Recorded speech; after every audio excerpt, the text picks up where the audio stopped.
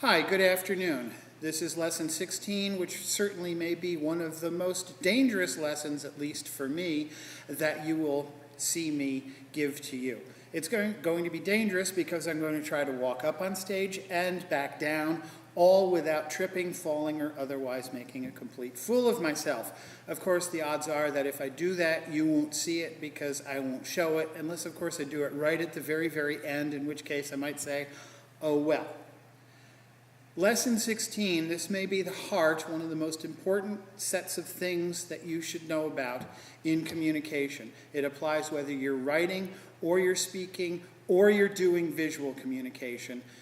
We're looking at it in the context, of course, of public speaking, but it applies to all forms of communication. And those are what you could call the 8 keys to getting your point across. We call it the 8 keys because there are 8 of them divided into 2 groups, one of 3 and one of 5. So we'll cover the group of 3 first. These are the 3 ideas that dear old Aristotle came up with many thousands of years ago. And they form a triad of items that you're going to need to remember every time you do public speaking. That is ethos, pathos, and logos.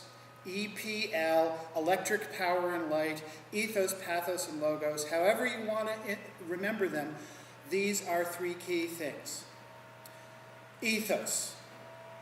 Ethos has to do with your credibility as a speaker, with your connection with the audience's sense of right and wrong, of how they believe things are, of how the world works. So part of it is credibility. So speakers sometimes will say, here are my credentials in topic A. That's a way of establishing ethos. Another way is for people to wear a strange uniform or funny uniform, the way sometimes preachers do when they're wearing robes. That's saying, I have the authority to state stuff to you in the context of a sermon. Ethos is important because it makes sure that you can believe the speaker so that the speaker can get the point across without the audience considering, why should I listen to this person? That this ethos establishes it. Now, in class, a lot of the times when you speak, ethos will be established simply by, oh, you're a member of the class. But also, ethos is established, say, in the Project 1 speech, because you're talking about yourself, so presumably you know what you're talking about because you've lived the things that you've referred to, that you're going to refer to. So ethos, pathos, and logos. The first is ethos. The second is pathos, or pathos. Either will do, or either will do.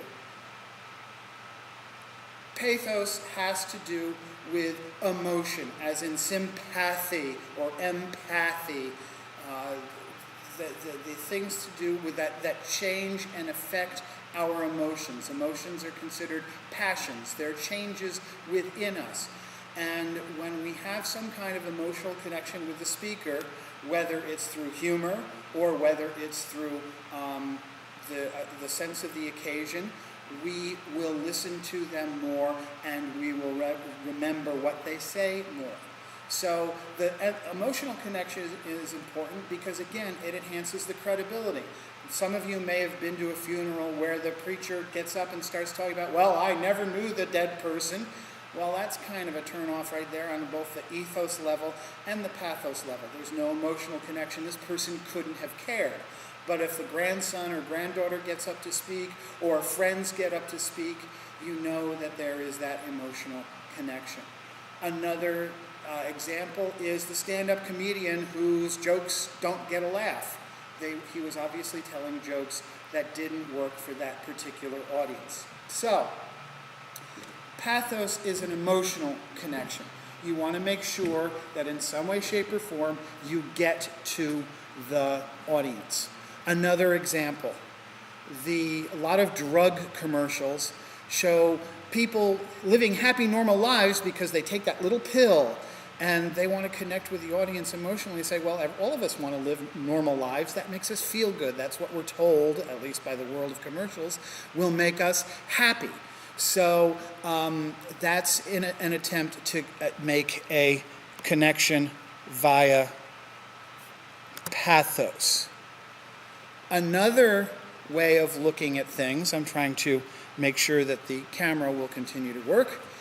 Another way of making the connection is through logos. That is a whole bunch of things having to do with logic, with the reasoning, with the words that you use, and the structure of the speech. So part of the logos of today's lesson is my organization around the first three keys: ethos, pathos, and logos. And then the second group of 5 keys. That's part of the logic of the speech or of the commercial. Some speeches will be involved in telling, say, a story. Well, stories want to have a beginning, a middle, and an end, unless you're Quentin Tarantino, in which case you're going to begin in the middle, go on to the end, go back to the beginning, and bounce all around.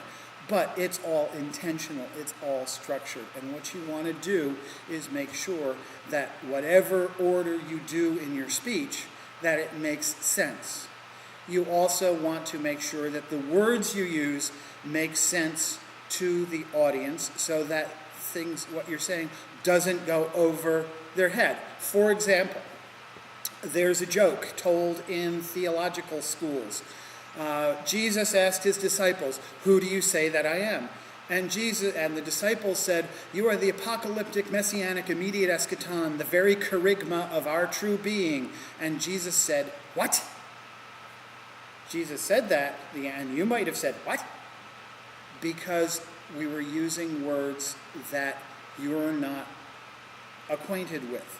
They're all technical theological terms that are used in theological schools, but they're not words that people use in everyday conversation. So part of the way you want to speak, the logos side of your speeches, is to speak appropriately to the audience. For example, if your audience is a group of kindergartners, you're going to explain to them why rain happens a lot differently than you would to a group of graduate students in the School of Meteorology somewhere.